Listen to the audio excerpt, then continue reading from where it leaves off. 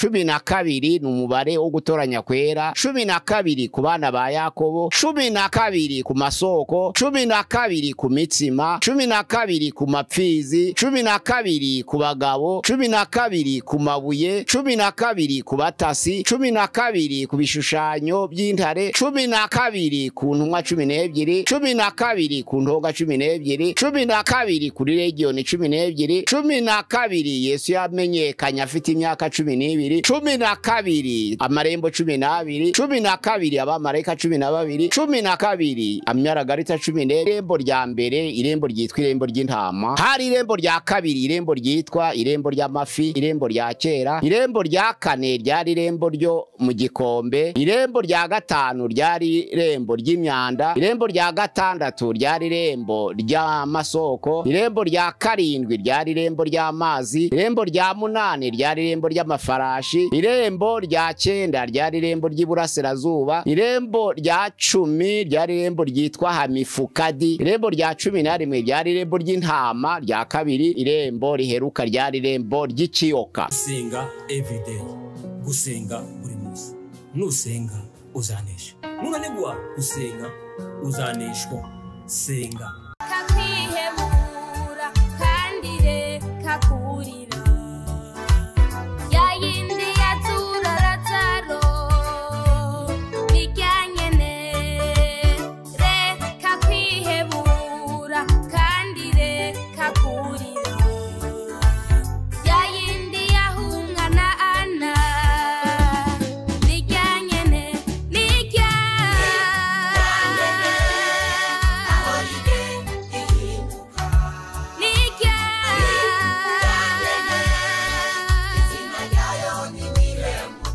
Kangusuhuze inshuti ya gusenga everyday, nizere ko mumeze neza mu bisanzwe. Muri kumwe na Jimanakiza Edouard, abari mu Rwanda shalom, turakunda mu inshuti zakadasohoka, abari mu Burundi shalom, abari muri Afrika mwese mumva ikirundi, ikinyarwanda, ikinyamurenge n'ikinyabwisha shalom, turakunda. Ni gusenga everyday, ni gusenga buri munsi. Nusenga uzanesha, ko no gusenga uzaneshwa. Senga abari ku mugabane w'Uburayi shalom, turakunda mu inshuti zacu, abari ku mugabane wa Asia shalom, abari ku mugabane wa Amerika shalom, abari ku mugabane wa Oceania shalom. Nkuko mubona ku kamera za gusenga everyday turi kumwe na Dr. Revera Pasteur Mazurugwa. Dr. Shalom shalom, makuru yanyu ni meza, turakomeye. Ego mwatangira musuhuza abantu munasenga Imana.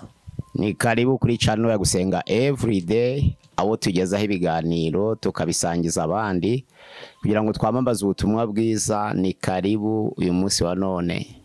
Mana turagushimiye, turaguhimbaje, ugize neza umwanya uduhaye, umwanya w'ingenzi. Ntabwo twari tuzi ko twongera kuramuka, ariko uratwemereye kugira ngo uduhe umunsi wa none. Iyi tariki ya none tuyigejemo turi bazima, atari benshi bayibonye, ariko kubw'urukundo rwawe emeye ko twongera kwamamaza ubutumwa bwiza. Ariyo nshingano waduhaye, Yesu Kristo wadusigiye, kwamamaza mu mahanga yose no guhindura abantu bose kuba bigishwa bawe. Ndagushimiye ko uratangirana natwe ugasozanya natwe, abari mu bihande bitandukanye, imigabane itandukanye, ibihugu bitandukanye, bumva ubutumwa bwiza babashe gufashwa nabwo kandi bahindurwe nabwo. Tubyanditse mu izina rya Yesu Kristo. Amena. Amena. Pastor akoze, reka tugushimire cyane. Pastor tugiye kubaza ku bibazo ku marembo 12 agaragara muri Nehemiya igice cya 2:13 cyangwa ku murongo guhera ku murongo wa igice cya 3 guhera ku murongo wa mbere guhera ku murongo 32. Ikibazo cya mbere, ese ko Bibiliya ivuga keshi ku marembo 12, uwo mubare usobanura iki? Ivuga kenshi ku mubare 12, ariko Bibiliya yose irawemeza kandi kawushigikira kuko ari icyo ushaka gusobanura. Umubare 12 usobanura gutoranya kwera kw'Imana. Iyo bavuze 12 ntabwo yabisobanura matematike ngo ni 6 kongeraho 6, ni 4 gukuba 3, ni 8 kongeraho 4. Oya, 12 ni umubare wo gutoranya kwera kw'Imana. Ubwo no kuvuga ngo iyo bavuze 12 bavuze ngo Imana yaratoranije. Nizo mpamvu uwo mubare wagiye uboneka kenshi 12 bisobanura ngo ni ugutoranya kwera. Urakoze Pasi. None se kuki bavuga amarembo 12 mu gitabo cya Nehemiya? uwo mubare 12 Nehemiya yawitayeho kuko wavuzwe kenshi mu byanditswe byera. Nehemiya rero agiye gusana inkike kuko habaye gutahuka ku buryo butatu. Aje gusana inkike yibuka wa mubare w'Imana wo gutoranywa kwera, kuko umubare wuzuye wigishitse ni 7. 7 bisobanura ngo umubare w'Imana cyangwa kuzura kw'Imana, ariko 12 bisobanura gutoranywa kw'Imana. Ubwo noneho Nehemiya yibutse ko Yakobo yabyabana 12. Itangiriro ni 35 umurongo waho 22 havuga ko Yakobo yari afite abana 12. Ariko usomye mu Kuva igice cya 15 umurongo waho wa 27 havuga ko hari amasoko 12 yafukuwe mu Bisirayeli. Noneho rero dusomye Abalewi igice cyaho cya 24 umurongo wa 5 bavuga ko imitsima udutsima ufata agafu udutsima 12 imitsima 12. Kubara rero 7 umurongo waho wa 3 havuga iby'amapfizi 12. Kubara igice cya 13 umurongo wa 1 kugeza ku 16 hatubwira iby'abatasi 12. Noneho yose wa 4 umurongo wa 9 hatubwira iby'amabuye 12. Ariko ingoma yaho ya 2 igice cya 9 umurongo wa 19 hatubwira ibishushanyo 12 by'intare. Matayo 10 umurongo wa 1 kugeza ku 4 hatubwira ibya intubwa 12. No mari ku gice cya 6 umurongo wa 43 hatubwira iby'intonga 12. Matayo rero 26 umurongo wa 53 akatubwira ibya legion 12. Luka igice cya 2 umurongo wa 42 akatubwira ko Yesu yamenyekanye afite imyaka 12. Noneho rero ibyahishuriwe Yohana igice cyaho cya 21 umurongo waho 12 hakatubwira iby'amarembo 12. Hakatubwira iby'abamarayika 12. Wasoma ku murongo wa 21 w'ico gice akatubwira icy'imaragarita 12. Rubango 12 ni umubare wo gutoranya kwera. Hatubwiye 12 ku bana ba Yakobo, 12 ku masoko, 12 ku mitsima, 12 ku mapfizi, 12 ku bagabo, 12 ku mabuye, 12 ku batasi, 12 ku bishushanyo by'intare, 12 ku ntumwa 12, 12 ku ntoga 12, 12 kuri legion 12, 12 Yesu yamenyekanye afite imyaka 12, 12 amarembo 12, 12 abamarayika 12, 12 amyaragarita 12. Nuwango iyo 12 rero Yosua Nehemiya agiye gutahuka arayibuka aravango kuko Imana abo yatoranije bagengwa n'umubare 12. Nanje ndawegeranya kugira ngo nubaka amarembo 12 noneho ashushanya wa mubare 12 kuko Isirayeli ubwoko bw'Imana n'ubwoko bwatoranijwe. Kandi noneho rero Yerusalemu naho izina ry'Imana rigomba kuba. Nehemiya rero yibuka wa mubare 12 kuko bari bagiye gutahuka bava mu bunyage. Aravuga ngo wa mubare wo gutoranya kwera 12 uragumya kubaherekeza ubagezi wabo. Nizo mpamvu yabivuze. Noneho Nehemiya arawukoresha ku marembo 12 ashaka kwibuka uwo mubare 12 kugira ngo ubwoko bw'Imana gutoranywa kw'Imana kugume kuri bo. Urakoze Pastor. None se ayo marembo nayahe?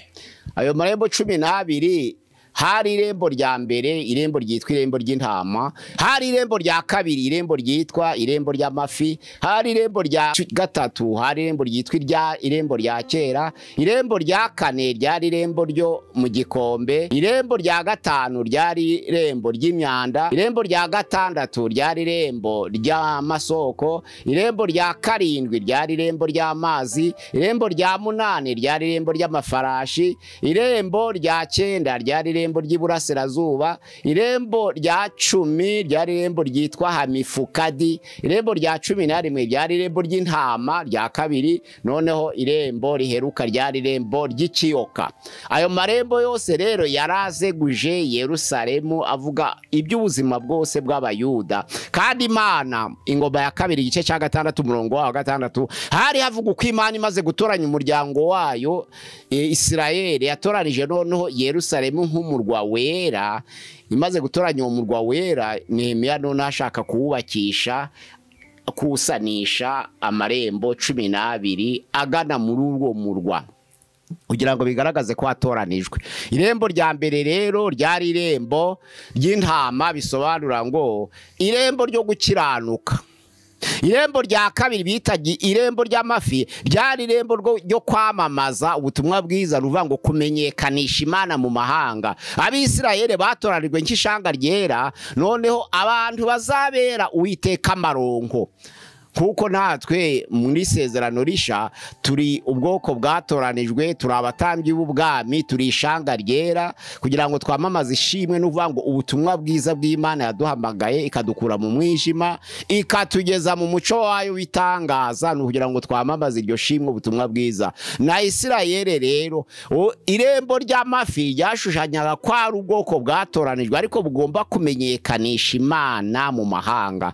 Ntabwo byabaye kuko batabashe kuzuza inshingano yo kwimenyekanisha. Imana yemera ko batatana kugira ngo bayigezeyo nubwo batabishakaga. Narizo mpamvu Imana yaje kumenyekana mu gihugu cy'i Babuloni kubera ba Danieli. Noneho amahanga yose agera ku rwego yemera ko Imana ya Isirayeli ariyo Mana yonyine kubera uko kuyamamaza. Irembo rero rya gatatu ryari irembo rya kera, bivuga ngo tuje twibuka iby'Imana yakoze. Muri Zaburi 140 hariya umurongo wa mbere kugeza ku murongo waho wa 4 havuga ngo tuje twibuka iminsi ya kera, iby'Imana yakoze mu buzima bwacu, noneho twibuke tuyamamaze tuyirate kugira ngo ibere ubuhamya abanyamahanga babashe kwihana.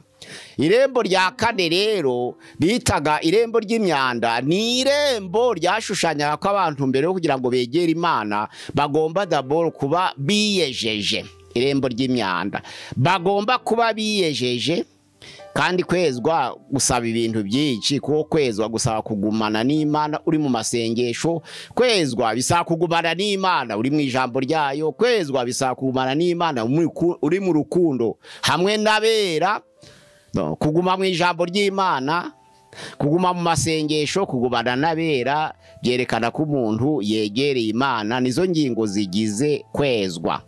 Noneho rakaba irembo ryo mu gikombe ryashushanyaga guca bugufi. Umuntu wese ufashe intego yo kwegera Imana agomba gutangirana umuhango wo kwicisha bugufi. Buri wese akugira ngo yizirikane azirikane n'abandi, mugire wa mutima wawe muri Kristo Yesu. Uwo nubwo yari Imana ariko ntiyatekereje ko guhana n'Imana ari ikintu cyo kugundirwa, ahubwo yisiga ubusa. Bisobanura ngo kuko Yesu yisize ubusa akaba rero twamamaza, natwe abakurikira Imana bagomba kwicisha bugufi bakisiga ubusa, bakazirikana ko bagenzi babo babaruta. Hakaba noneho irembo rya gatandatu ari ryo rembo bita irembo ry'amasoko. Ubwoko bw'Imana bwatoranijwe nibumvira bazahabwa imigisha yose y'Uwiteka. Irembo ry'amasoko ryashushanyaga imigisha y'Uwiteka. Irembo ry'amazi rero, irembo ryari irembo ryatoranijwe n'ubundi ryo kuba ngo umwuka wera cyangwa se kwezwa kuva ku Mana nico byashushanyaga. Kuko nkuko imyanda bisobanura kwihana kwatura, niko n'amazi ashushanya kwiyeza buri munsi. Noneho hakaba irembo ry'amafarashi. Umuntu wese uri muri Kristo Yesu uyu munsi wa none ari mu ntambara. Nico gihe umuntu wari waratoranijwe yabaga ari mu ntambara hagati ye n'amahanga, kandi igihe cyose haba hari intambara hagati y'ikibi n'icyiza. Hari Satani urwana na Yesu uyu munsi wa none. Satani yapinze Imana kuva kera. Ubwoko bw'Imana bwatoranijwe baraburenganije kubera Satani ntabishimira. Nizo mpamvu wemera Yesu wese aba yinjiye mu rugamba, abinjiye mu ntambara, ryo bita irembo ry'amafarashi.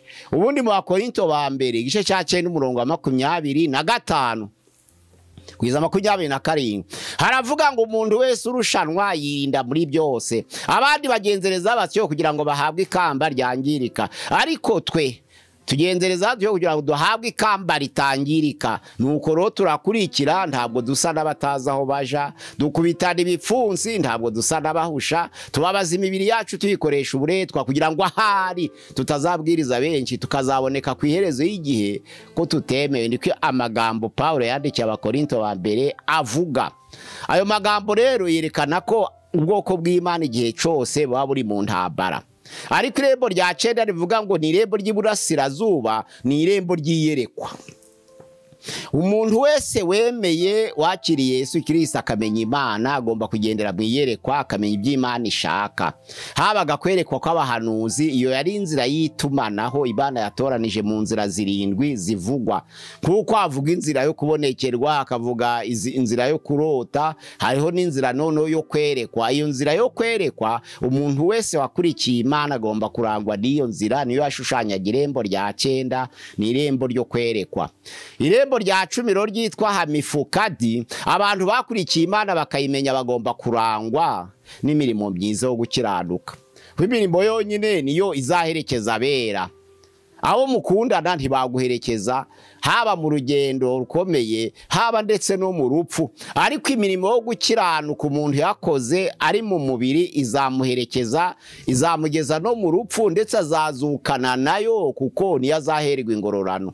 Narizo mpamvu byashyuye 14:13 bavuga ngo hahirwa abapfa bapfira mu mwami.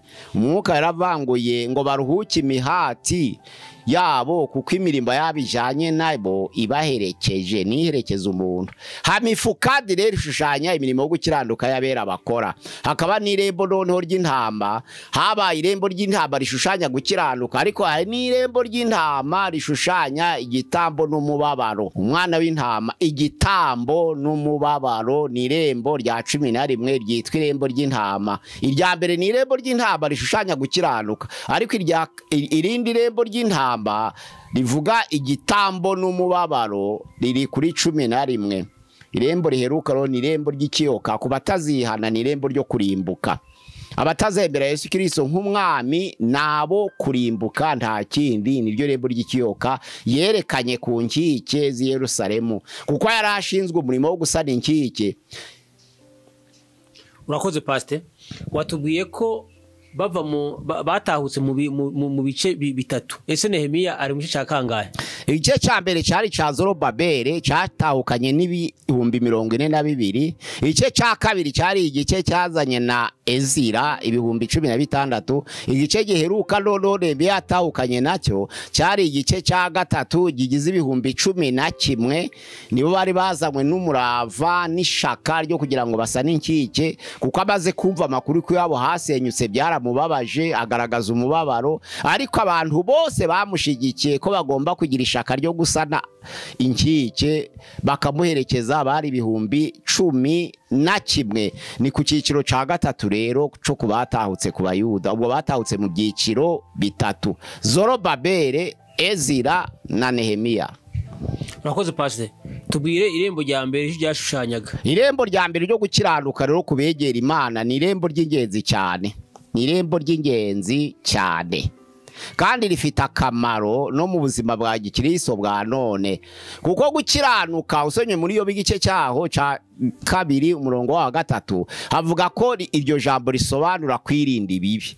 Uwegera Imana rero wese agomba kurangwa no kwirinda ibibi.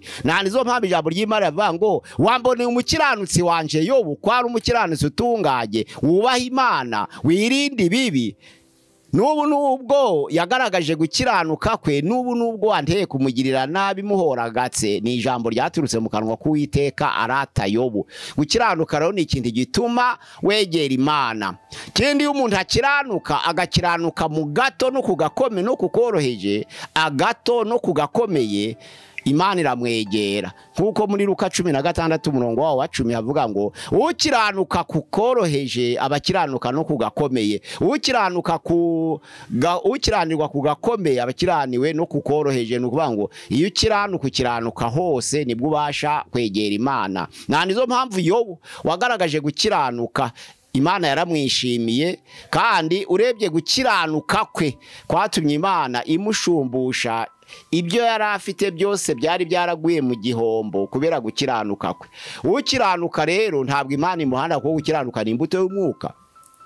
Bibiliya iravuga mu Bagalatiya igice cyaho ca 5 umurongo wa 22 avuga ngo kandi imbuto z'umwuka ngizi, bavuga iby'urukundo, bakavuga ibyishimo, bakavuga amahoro, bakavuga kwihangana, bakavuga kugira neza, bakavuga ingeso nziza, bakavuga gukiranuka, bakavuga kugwa neza, bakavuga kwirinda. Gukiranuka ni imbuto y'umwuka igomba guherekeza abera b'Imana batoranijwe. Nizo mpamvu Imana ivuga itegeka ko abantu bayegera bose bagira gukiranuka.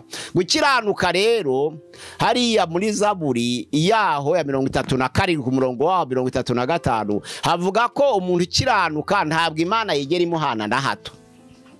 Ijambo ry'Imana riravuga ngo nari umusore none ndashaje. Ni ijambo ryavuye mu kanwa ka Dawidi. Ntabwo ndabona umukiranutsi w'Imana aretswe cyangwa urubyaro rwe rusabiriza ibyo kurya. Ntabwo umukiranutsi yatereranwa, ntabwo umukiranutsi yabyara abana ngo bazasabirira ibyo kurya, icakora n'abagakora. Ntabwo biri tubwira ngo dukiranuke tudakora. Oya, nta muntu waba umukiranutsi adakora, kuko iyo utakora uriba. Nzo mpamvu gukiranuka binajana no gukora. Nta wavuga ngo gukirango uzakiranuka soma ijambo ry'Imana, ngume mu masengesho, niyirize, none nterane n'abandi, ndirimbe, ariko iyo udakora uri umunyabyaha, ntabwo uri umukiranutsi. Nizo mpamvu gukiranuka bigendana no gukora. Urubyaro rw'umukiranutsi rero ntabwo rwigeze rutereranwa. Umukiranutsi ubwe ntabwo yigeze atereranwa, kuko Dawidi yabisubiyemo muri Zaburi ya 66 ku murongo wa 18 avuga ati iyo nibwira iryo gukiranirwa mu mutima wanjye ntabwo Uwiteka aba yaranyumviye. Iyo nibwira ibyo gukiranirwa mu mutima wanjye ntabwo Uwiteka aba yaranyumviye. Nizo mpamvu Dawidi yishimiraga Uwiteka, Imana nayo ikishimira umutima we, kuko byanditswe mu Byakozwe mu gice cya 14 umurongo wa 22 cyangwa Samweli ya mbere 13 umurongo wa 24 uko Imana yishimiraga umutima wa Dawidi nuko yakiranukaga. Gukiranuka rero uretse ko iyo ukiranutse ukarenza imipaka nabyo bihinduka icyaha, ko mu Mubwiriza igice cya 7 umurongo wa 16 haravuga ngo ntugakabye gukiranuka, ntukigire umunyabwenge. Ntugakabye gukiranuka bisobanura ngo iyo habaye ikintu cyo gukabya gukunda ni bibi, gukabya gukiranuka ni bibi. Gukabya icyo wakabyamo cyose nubwo caba ari cyiza gihinduka kibi. Iyo habaye gukabya haba kurenza urugero. Kase trose move nubango ikintu cyose kirengeje gukiranuka. Nubango iyo ukabije gukiranuka ushobora kuvuga ngo njyewe kuko ndi umwana w'Imana sinshobora kubana na bene data kuko atari abakristo. Oya, Yesu yerekanaga gukiranuka ubwo yakundaga abapagani. Ahamagara Matayo, ni Matayo 9 umurongo wa 9 kugera kuri 13. Matayo yaramukurikiye kandi ari umukoresha w'ikoro. Ntabwo Yesu yigeze avuga ngo ndakwanga kuko abayuda banga bakoresha bikoro nanje ndakwanze. Abayuda bakabyaga gukiranuka, nizo mpamvu baguye mu cyaha. None bahinduka bakora ikintu cyitwa farizayisime kubera gukunda gukiranuka, bakemera bakavuga n'ibyo batashobora gukora. Amasengesho yabo y'urudaca akaba yo kubesha Imana kuko bakabyaga gukiranuka. Ariko Yesu kuko yakiranukaga akaba ashaka ko natwe dukiranuka, kandi muri Matayo 5:48 avuga ngo mube mukiranuka nk'uko so mu ijuru akiranuka. Ntabwo avuga ngo tube dukiranuka cyane nk'uko Imana ikiranuka. Oya, Imana irakiranuka, nta kindi kiyongere. Iyo habaye gukabya kiba kibaye ikibazo. Gukabya Yesu rero yakabya gukiranuka, ahubwo yarakiranukaga. Aja kwa Matayo, abanyabyaha barabwegera asagira nabo. Abakristo ro bakabije gukiranuka ntiyacumbikira n'umunyabyaha. Abakristo iyo bageze ku rwego rwo gukabya gukiranuka ntiyaramutsana mwene wabo umupagani. Oya, ntabwo byashoboka. Ariko turamutsa abapagani kubera ikigira ngo tubayobore ku Mana. Twegera abapagani kubera igira ngo tubayobore ku Mana, n'intego yivuga butumwa. Yesu rero ntabwo yitandukanyaga n'abanyabyaha kuko aribo bari baramuzanye. Ariko umuntu ukabya gukiranuka ntabwo yemera gusangira n'umunyabyaha. Ariko Yesu yasangiraga nabo kugira ngo abayobore ku Mana. Gukiranuka rero ni ikintu ciza kandi gifite n'ibihembo. Abakiranutsi bahabwa ikamba ryo gukiranuka rirahari muri Timoteyo ya kabiri igice cyaho ca 4 murongo wa 6 kugeza ku murongo wa 8 hatubwira ikamba ryo gukiranuka mu makamba yose uko ararindwi kuko ari ikamba ryitwa ikamba ritangirika hakaba ikamba ryitwa ikamba ry'ubugingo ikamba rya gatatu ryo bita ikamba ryo gukiranuka hakaba amakamba rirwiro hakaba ikamba ry'icubahiro ikamba ry'ubwiza ikamba ry'ibyishimo ikamba ry'izahabu ariko rirakamba ryo gukiranuka rizahabwa abakiranutsi rizahabwa abantu bameze nka Yobu rizahabwa abantu bameze nka Nowa rizahabwa abantu bameze nka Danieli ku ijambo ry'Imana muri Petero ya kabiri igice cya 2 murongo wa 5 havuga ngo ntabwo Imana yirengagije abo mu rubyaro rwa Nowa umuvuga butumwa wo gukiranuka ngo